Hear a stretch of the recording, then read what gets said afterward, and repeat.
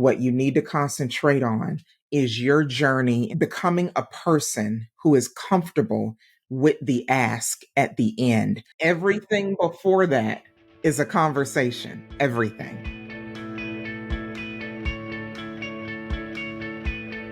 Welcome, everyone. I am so excited to be here today with Kristal Frazier. Kristal, welcome to What the Fundraising. Thank you so much. I'm happy to be here. Hi, everyone. I loved our first conversation, just learning about how you train and support fundraisers, particularly around how to fundraise fearlessly and be able to speak about their cause from a position of strength and empowerment. Can you start us off by just telling everyone a little bit about you and your work and what brings you to our conversation today? And then we can dive in. Let me go back a little bit as to how all of this came about, because when I started working with nonprofits from my internship, I was doing grant writing. I did small events, 5K walks was really popular back then, just doing things like that. And it got to the point where I had to help acquire major donors, get major gifts, be the assistant to a major gifts officer. And so this kind of changed the trajectory of my position, where I was interacting with donors rather than being the event host or writing a grant application for an organization. I was front and center. And growing up as someone who was a introvert, I kind of threw myself into this and had to figure out, how will I be comfortable? How will I go about talking to donors and prospects with ease? And so really, Mallory, I just approach it as a conversation. I've done that from the very beginning. And my very first mentor in the fundraising world, Maria McGee, I will never forget what she told me. She said, after I had a few conversations and started gaining some success as a brand new person in the nonprofit arena, she said, your success is coming from the fact that you have a conversation with them. You have empathy for them. You understand who they are. You laugh with them. You incorporate the ask, but you are not salesy about it. I never forgot that advice. And I've carried it with me many, telling my age, many years later. And it served me well. And when I started helping fundraisers, nonprofit executives, the first thing that they would say, even in their positions, they would say, I don't know what to say. I don't know how to approach it.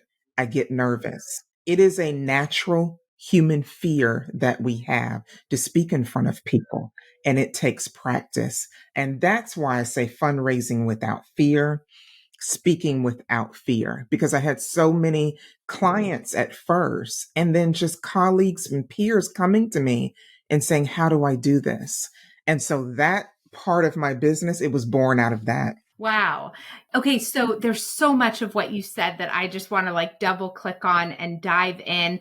What do you think is the first piece of the puzzle that helps fundraisers overcome that very natural fear and discomfort? So I will tell you the first thing that when I work with people, and what I had to do in my own journey, is you have to recognize that this is a journey.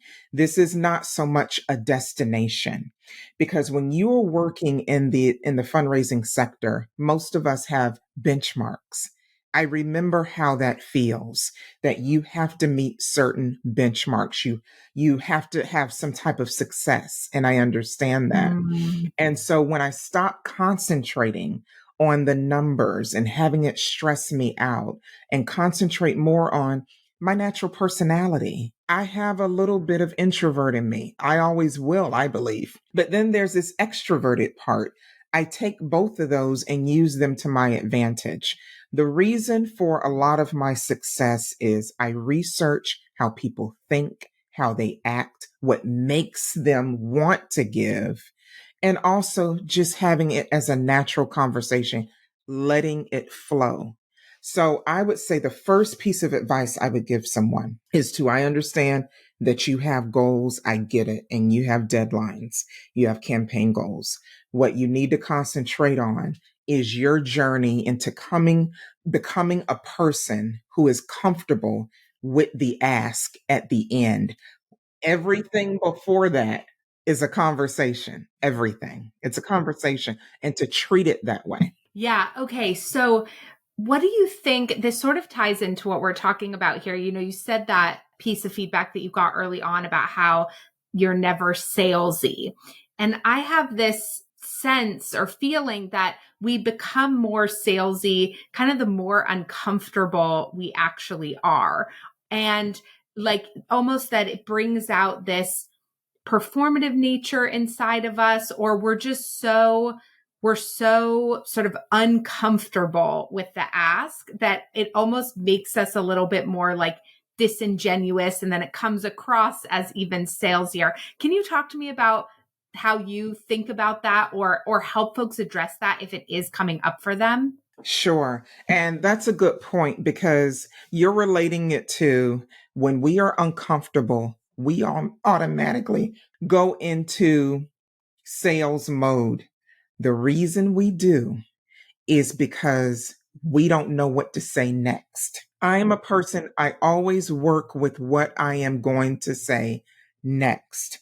When it comes to that sales part, and you can feel it when you're having the conversation, whether it's on Zoom, whether it's in person at an event, however you're having the conversation, you can feel yourself pulling away from it and the nerves coming. You're like, what am I going to say next? You want to keep the conversation as a flow, not make general statements. So it's so funny, Mallory. I have something called the fundraising script. I create one with every client who has this issue. It becomes part of their fundraising speech at galas. It's what they use. Mm. And I call it a script because it goes against what a script is. Everything is written down. I incorporate the empathy part of it, where they answer the three questions. Who is your community? Why do you serve your community? Why does your organization exist? How are you the difference maker? How are you the impact maker? Where is the gap? How are you filling that gap? And how is if I represent the donor, how can I help? When you answer all of those questions, you're infusing empathy. You don't need a script after that because you already know the answers. And if they're not, they're on your organization's website. They're on there somewhere. So you already have the answers. I love that. One thing I've noticed, this was very true for me as a fundraiser, especially to that point that you're making right there. When I would be going somewhere and I would be needing to talk about our programs, our organization, or any of the things that you're mentioning, but money wasn't involved, I could do it. Like all of those answers came so easily to me. It was so clear that I did hold that information. I felt so empowered to share it. And it was like the moment that money was involved, or the moment that at the end of that, I had to talk about money, it was like I couldn't grasp it, or I couldn't talk about it in the same way or with that same passion. What is that? It's so funny because that is one of the reasons why we go, see, now you're taking on the journey of how we start out because we don't know any better. So we go to sales mode when we're uncomfortable and we don't know what's next in the conversation. And we have in the back of our mind, I have to ask someone for money. I have to ask them for Mm, money. It's not even for us. It's for the mhm, organization, but it's mhm, still uncomfortable. The way that I get around that is, people have different ways of making the ask. You know this in what you mhm, do. The way that I have always done it is it's never at the end of a conversation. It's never the thing that I close with. It's towards the mhm. end, but it's never the end. And I always mention in the ask when I do make it that their dollars will contribute, eradicate, decrease, increase, make a difference to this demographic. This is Mm, what this dollar amount will do. Now, I want to back up and say this is after a lot of prospect research.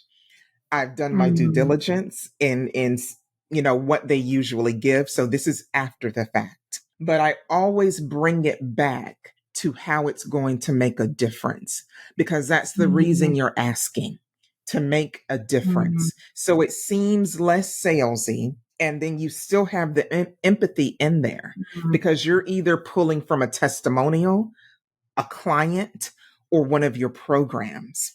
So that's how you mm, infuse the empathy. That is what I would tell people to do. And then it makes you mm. less uncomfortable making the ask. Hmm.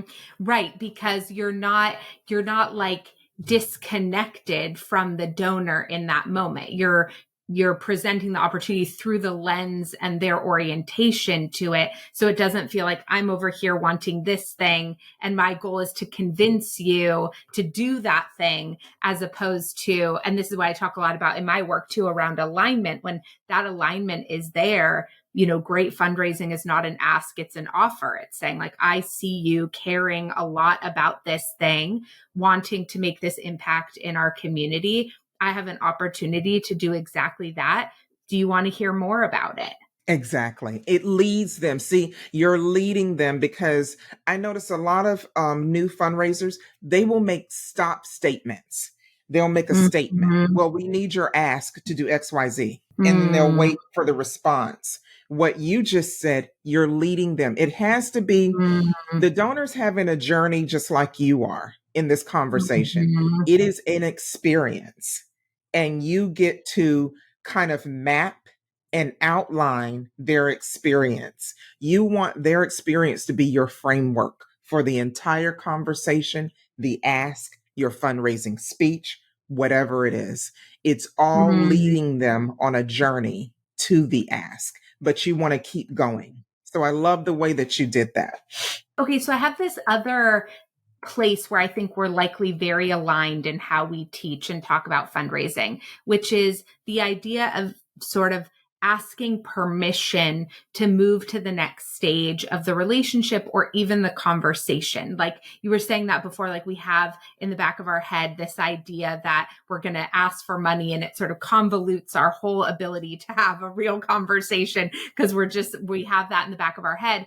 One of the things that I talk to fundraisers a lot about is that we imagine, just like what you're saying, kind of the end of the line of questions or the end of the relationship towards a gift, not the end of the relationship, but the end of the ask, right? When we are afraid of fundraising, we're imagining that last moment where we're saying, would you consider giving $100,000, $1,000,000, $10,000, whatever it is, to our organization? But that there are all these stages of permission before that lead us towards whether or not that even is a question that's appropriate for this relationship. And I feel like when we can wind our minds back to that and really take it one step at a time, it can reduce the fear and sort of make the whole process feel more manageable.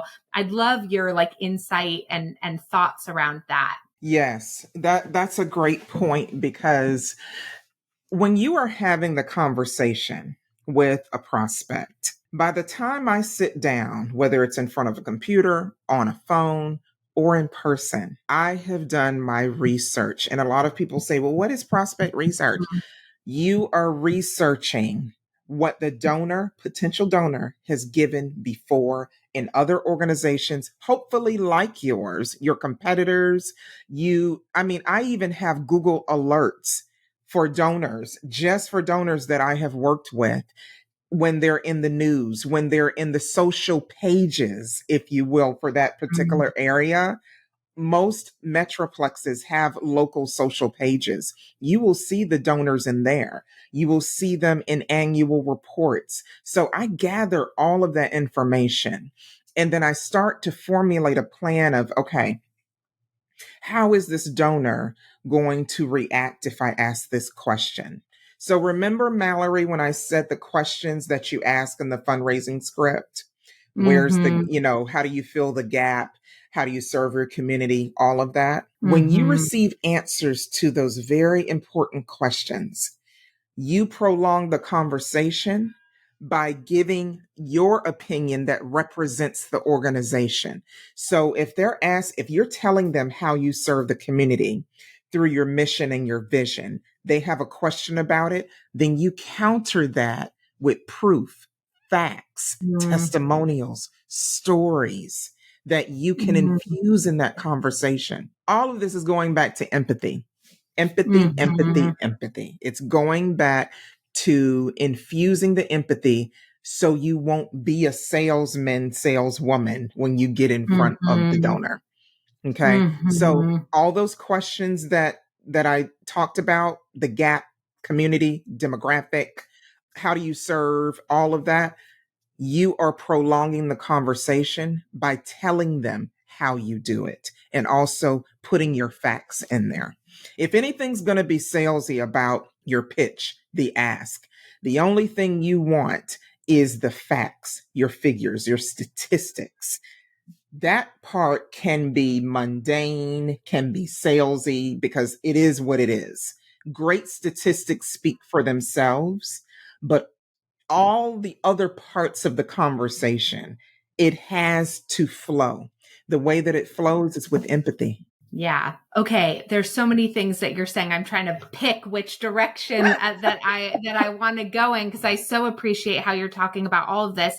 I'm curious, something I've been studying a lot and really trying to understand is kind of like the biological side of connection. Like what helps us feel connected as people? And then what happens that breaks connection, both in terms of in relationship, but also what are the things that happen to our brain and bodies that maybe don't make us open to connection in a particular moment. And what I've found is that there's so much interesting research about what happens to our nervous system, for example, when we're ghosted or when we experience rejection, and how we enter this like need for a little bit of self-protection, this like very understandable place where we're feeling really tender about something that just happened. And maybe it's not the best time to walk into the next donor meeting because it's going to be really hard to be open to connection when we're still sort of like licking our wounds around this painful experience we had with somebody else. I'm curious how not necessarily from that orientation, but you think about how fundraisers can take care of their emotional well-being and their sort of management of all these different relationships that are so vulnerable and so human, and they're trying to balance the pressure of their fundraising goals with this really human experience that often isn't given the space and breathing room that it needs. Yeah, I'm so glad you brought this up because I have a few points about this and opinions. Because as fundraisers, it doesn't matter if you're in a 9 to 5 job or you're consulting, you wear so many hats. I mean, right now we're on this podcast, and I guarantee you we have hundreds of emails that we could look at right now, take care of, tasks, projects, donors, prospects, to vet people in I mean, it's just so much to do. Mm, And when you wear so many hats, it can be overwhelming. And then you compound that with benchmarks, with goals that you have to meet. And you're right, we're often not given the space to take the time to have those relationships and cultivate it. One thing that I did that really helps me tremendously to this day is because it seems like the deeper you get into fundraising year after year, the more hats you wear. It mhm, was so simple mhm. being in college and an internship. Those days are gone. Gone. Right? Gone. Yes. Yes. I have a million hats. You just can't see them, Mallory. I have a million hats. And so as you do as well. So I think the thing that has helped me is I have thrown away the work life balance idea. Mm, There is mm, no balance. There is day to day doing the absolute best I can, being task oriented, being goal oriented and project oriented. So your listeners don't need me to tell them how to do their task and their projects. What I do want to tell your listeners is give yourself grace. Give yourself grace when it comes to having some type of balance. What has helped me tremendously is eons ago when one of my mentors taught me how to truly segment a database. Truly Mm, segment the database so I could set up my tasks that way, so I could have relationships and cultivate relationships with donors easier. It was much better to do that because when you have a lapsed donor, the cultivation is different than a major donor or one that is consistently giving every single month or every single quarter. So that helped me with all the hats that we wear to segment. When I started segmenting databases on my own in my job, and I do it for other organizations, when I started doing that, it was mhm, easier to plan my day. That is mm. probably the closest that I got to any type of balance being a fundraiser. Now, you compound that with events that you're either hosting or you're managing. You compound that with employees that are under you. If you run the development department, if you're a major gifts officer, you have so much more that you're doing. Your balance is really doing the best you can. Segmenting helped me greatly. And it also, Mallory, if I can say this point too, it also depends on what type of learner you are, what type of person you are. Segmenting helped my brain understand what I needed to do day to day and which donors and prospects needed my attention first. It helped me greatly. And then I would plan that way. If you're that type of person, that would work for you. If you're the type of person where looking at data and you don't even handle the database and someone else in your department does that, have them do that for you. That will help you plan because once you segment, from there, you can plan who you're talking to, how you develop the relationships. Yeah, definitely. And I think both thinking about how you kind of like manage your time, but I also, I mean, I think for me, the like the word balance has always felt impossible.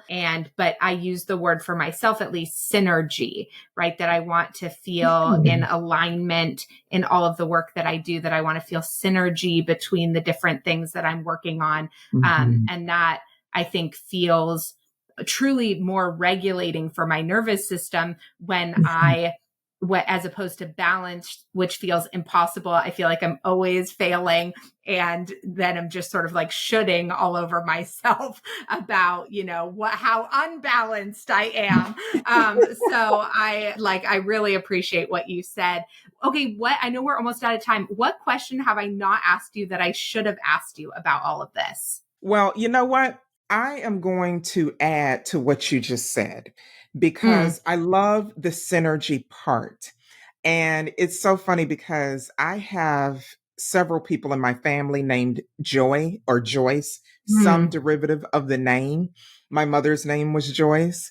And so joy has always been a running theme in my mm, life. What I want to mm. leave your listeners with, because I'm just going to have to use synergy from now on. I love it. I love the synergy of flow between everything that you do, you know? And Mhm, I would say the piece of advice I would give leaving your listeners is there are certain parts of what you do, whether it's your job or your business, that you're just not going to like. And mhm, concentrate on the parts. You still have to do the parts you don't like. I do. Accounting would definitely be one mhm, of those. mhm. Uh, so believe me, I mean, I'm not a math person. I can read, write, and talk all day, but math, ugh. So I understand that part. But concentrate on the things that bring you joy when you Mhm, are able to do those. If it brings you joy to interact with donors, to interact with people and build those relationships, remember that when you are doing the task that are mundane, don't drive you. But remember mhm, your joy and passion and why you're doing it in the first place.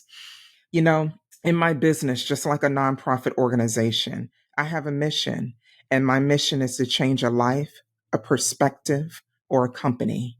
And mm, we all have some type of mission. So that is mine. So I hope that I've helped you with your perspectives, your listeners, and given them something to think about. Oh my gosh, so many things to think about. I so appreciate your perspective and how you've walked us through these different pieces. And I think for fundraisers, there are so many helpful takeaways in how they navigate their roles and continue to build their confidence and comfort, quote unquote, asking for money, but really giving people these incredible opportunities to move money towards their values and towards building the world that they want to see. So thank you so much for your time. Tell everyone in our last 30 seconds where they can find you, how they can work with you. I just want to make sure they know where to go. Absolutely. So you can go to kristalfrazier.com. That's KristalFrazier.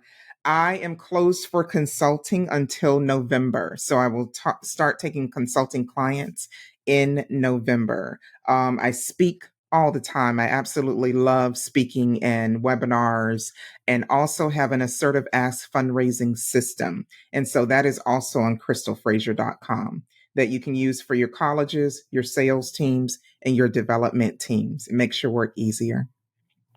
Amazing. Thank you so much, Kristal. I really appreciate it. Yeah, thank you, Mallory, for having me on.